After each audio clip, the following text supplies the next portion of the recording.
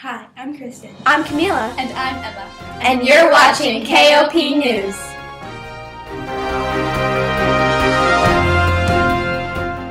Where the kings of Prussia meet the queens of Russia. Now to our live correspondent Emma with information about Yekaterinburg, Russia. Thank you. I am here in Yekaterinburg, Russia, learning about the local culture.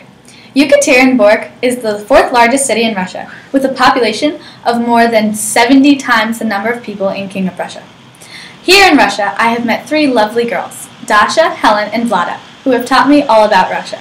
Now back to you, Kamila and Kristen. Thank you, Emma. That was very insightful. Here we have a picture of some of the girls and their friends. Over here, you'll find Vlada. Vlada is very interested in the history of art and wants to maybe pursue this as a career. If she's very lucky, she hopes that she'll be able to study in Italy. She is an only child and lives in a flat with her parents.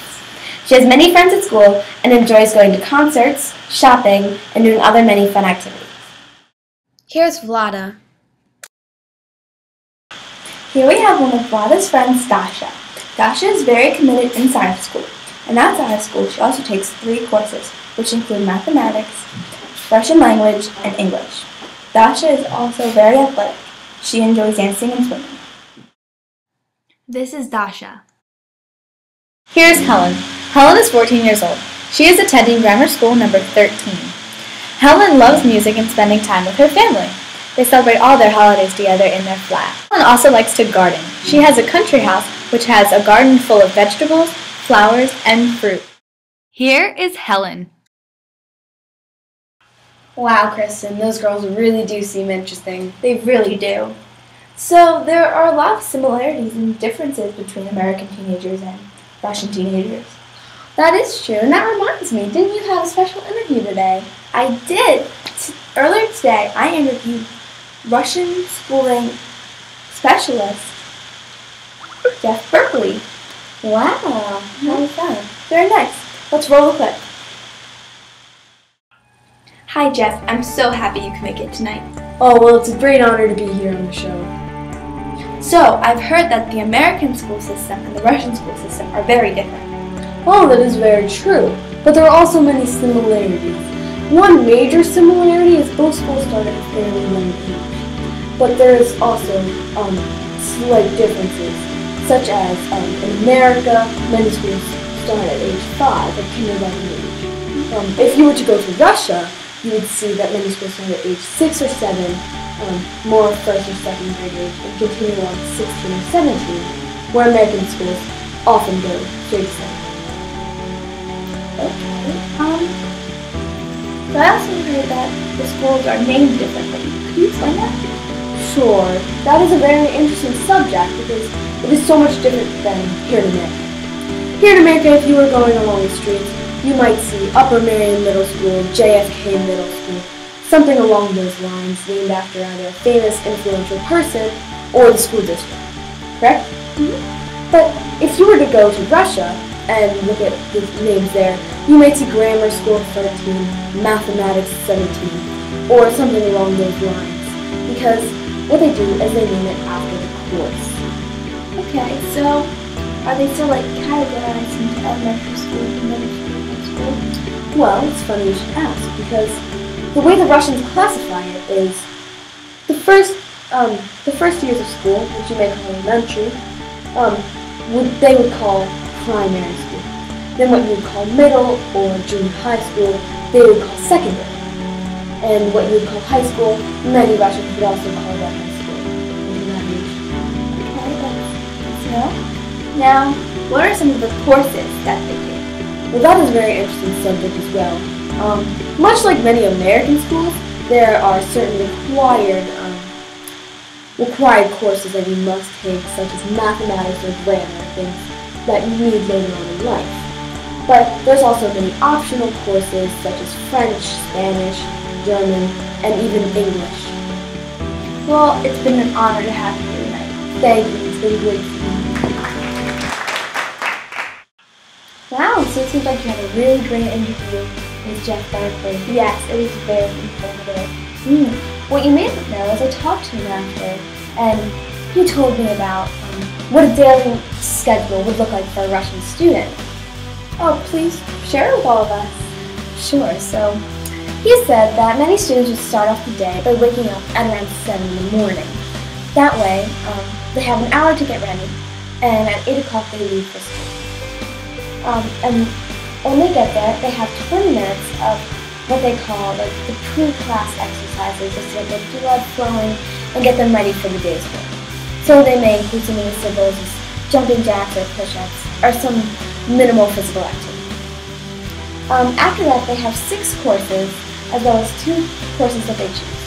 So the 6 are required, such as Russian literature or English and mathematics. Yes, Jeff was telling us a lot about that. And so then they have their 2 choice ones, which are often the students' favorite part of the day, favorite classes, because they get to choose what they really enjoy doing. And I talked to Vlada, I know personally, that Vlada said her favorite subject was art class, and that was one of the ones that she picked out herself. Oh, because I know Dasha, she said some of her favorite subjects included Russian and literature and chemistry and a lot of the more academic classes. I know I talked to Helen, and she talked about her favorite subject being English, because it was good to have a new perspective on a new language, and she thought it was just a very interesting topic to learn about. Yes, and they're very important for this big test they all take in. Great. Yes, Jeff was telling me about this. It's called the GIA, correct?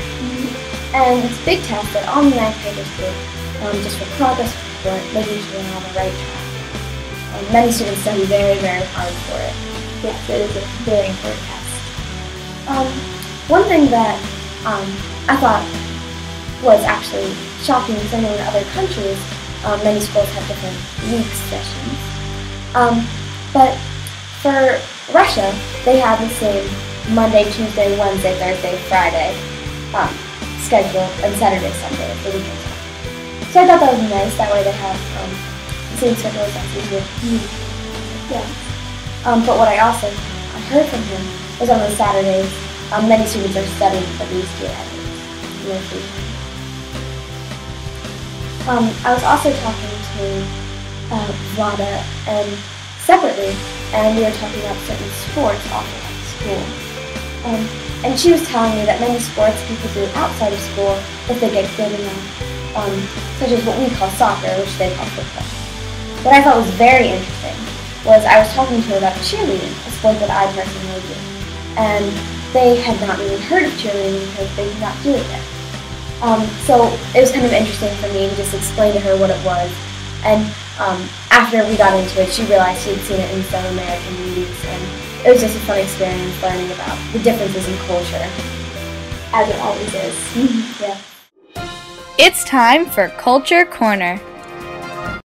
It's that part of the day again where we get to learn about different cultures and how they celebrate holidays. Today, we are on Russia, and now to Kristen to explain more about it. Thanks, Kamila, for that great introduction. The first holiday that we'll be talking about today is New Year's. As in America, New Year's is celebrated on the 1st of January, marking the new year. New Year's is usually celebrated with only family and close friends. During New Year's, they often celebrate playing games all night and eating delicious food. Russian students have off for a week in January, which includes New Year's and Christmas, which is January 7th. The next holiday that we're going to talk about today is called Protector of the Motherland Day. It's also known as Protector of the Fatherland Day. This holiday celebrates Russia's men, especially military veterans, active servicemen, and fallen soldiers. It's basically like Memorial Day and Veterans Day all rolled up into one. The third holiday that we will be talking about today is called Women's Day. This holiday is the equivalent of Mother's Day here in America. The only difference is that all women are celebrated. During this day, women receive flowers, gifts, and chocolates. Another holiday is called Cosmonauts Day. This holiday celebrates Russia's achievement of sending humans into space. In Russia, this holiday is celebrated by visiting the gravesite of Yuri Gagarin, the first man in space, and other monuments and landmarks.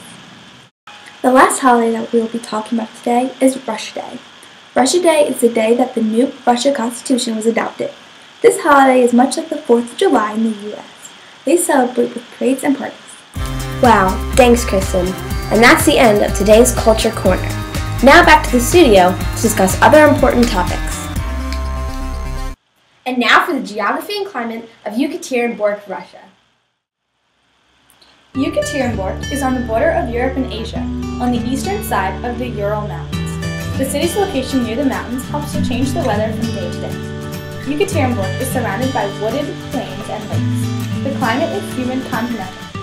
The winter lasts for about 6 months, from October until April, with a temperature of about 50 degrees Fahrenheit. The city's summer is brief, with mild weather for only about 70 days. The average temperature is about 64 degrees. And that concludes tonight's episode of KOP News. See you next time, and thanks for watching.